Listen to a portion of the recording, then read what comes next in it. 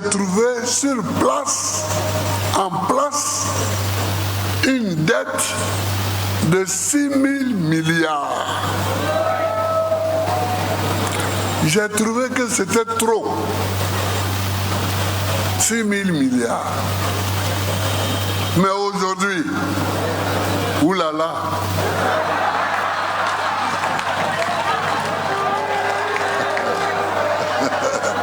Aujourd'hui, oulala.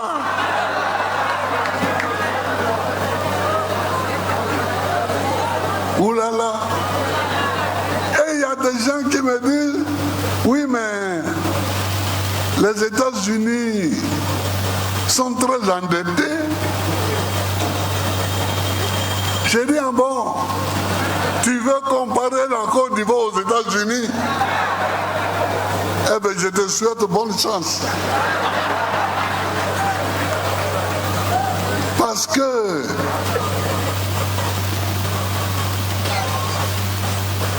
comparer la Côte d'Ivoire aux États-Unis, c'est comme comparer le margouillat et l'éléphant.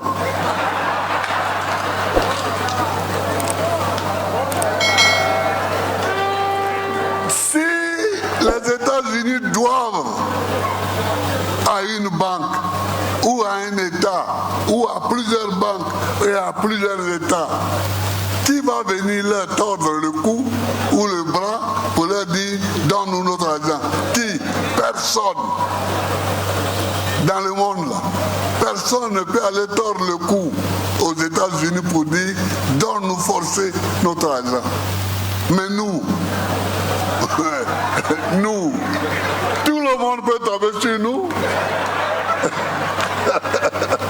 Nous, tout le monde peut tomber sur nous. Et il n'y a rien.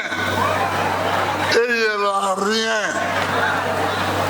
Ils sont assis sur nous et puis ils peuvent fumer un cigare.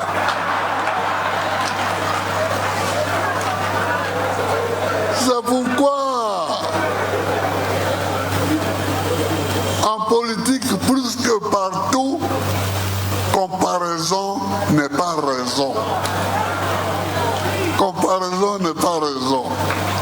La Côte d'Ivoire, ce n'est pas les États-Unis. Trump est arrivé, mais Trump dit que lui, il veut prendre le Canada comme un État américain. Il veut prendre le canal de Panama. Il veut prendre le Groenland, mais il dit ça, et puis il n'y a rien. Qui va lui faire quelque chose? Il est président des États-Unis. Si tu veux lui faire quelque chose, il faut aller. Et toi-même, tu vas voir ce que ta parole va te faire. Donc, quand je parle, oui, quand je parle de la Digba dette, parce que c'est une dette Digba. Quand je parle de la Digba dette de la Côte d'Ivoire, il y a qui dit oui, les États-Unis sont endettés et tu n'enlèves pas ta bouche là-bas. Ah, il faut enlever ta bouche, sinon ce qui va tomber sur toi, donc on aura ça.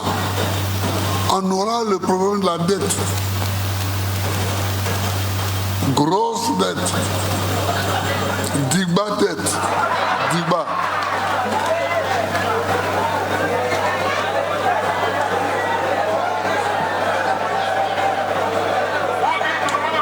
Ouais.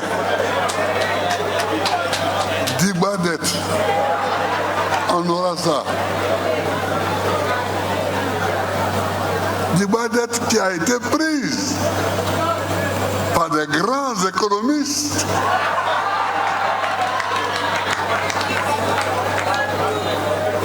Or, nous qui ne sommes pas économistes,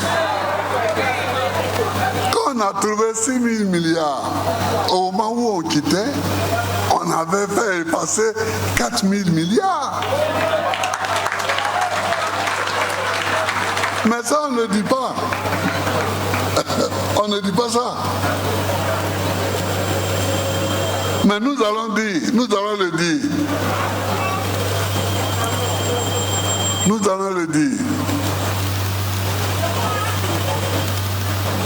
Je vous dis que on cherche un président de la République pour la Côte d'Ivoire. On ne cherche pas un économiste.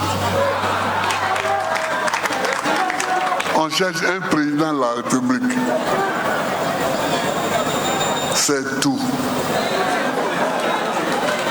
C'est tout. Pour être président de la République,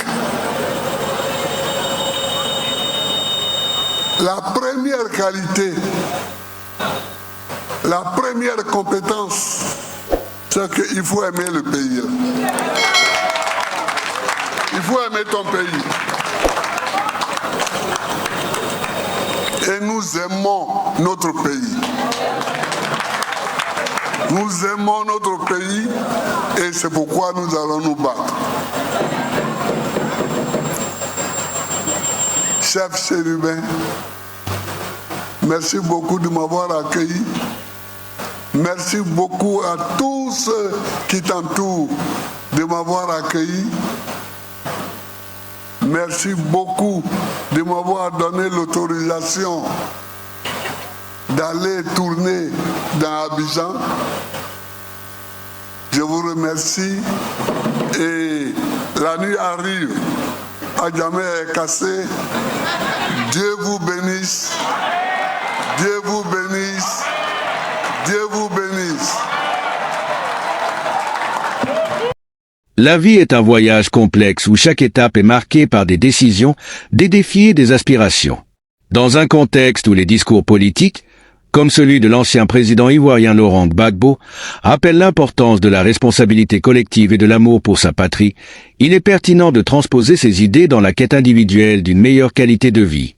Inspiré par cette vision critique et éclairée, ce texte propose une analyse approfondie accompagnée de conseils pratiques pour améliorer sa vie, tout en tirant des leçons des principes évoqués. Premièrement, il faut comprendre que la réussite personnelle commence par une vision claire et réaliste de sa situation.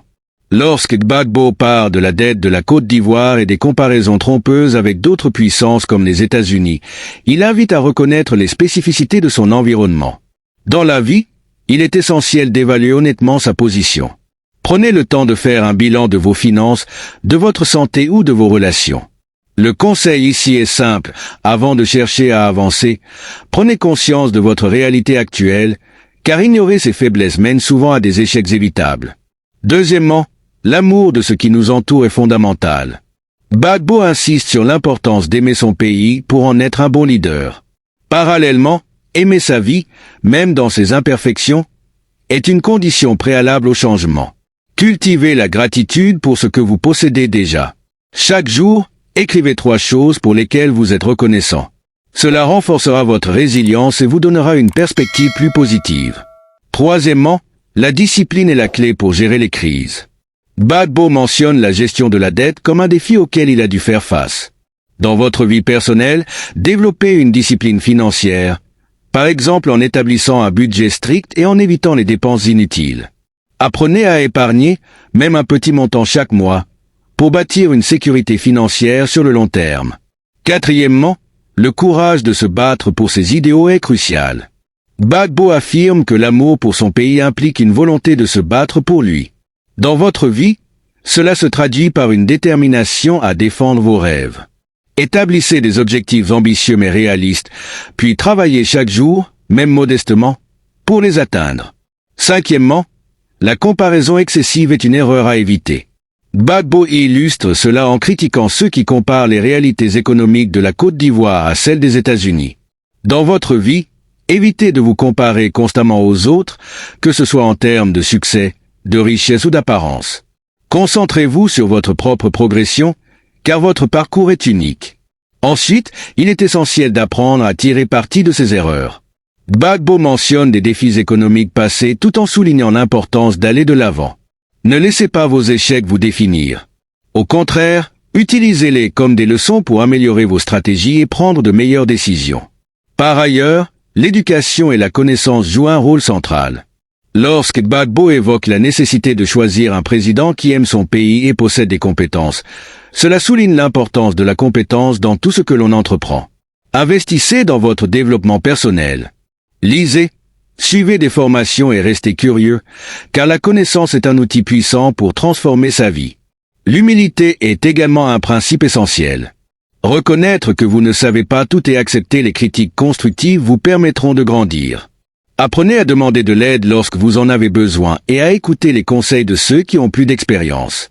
L'unité et le travail collectif sont indispensables. Tout comme Gbagbo appelle à une mobilisation nationale, vous pouvez mobiliser votre entourage pour vous aider à atteindre vos objectifs. Entourez-vous de personnes positives et motivantes qui partagent vos valeurs et qui vous encouragent à grandir.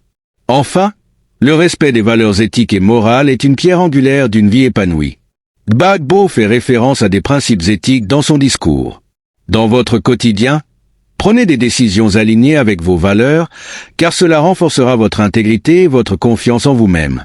En somme, ce discours de Laurent Gbagbo, bien qu'axé sur des enjeux nationaux, offre des leçons intemporelles sur la manière dont chacun peut améliorer sa qualité de vie. La lucidité, la discipline, la gratitude, le courage, l'humilité et l'éthique sont des piliers sur lesquels tout individu peut construire un avenir meilleur. À travers ces 10 conseils, et bien d'autres que chacun pourra adapter à ses propres besoins, il devient possible de transformer chaque défi en opportunité et chaque jour en une étape vers l'épanouissement.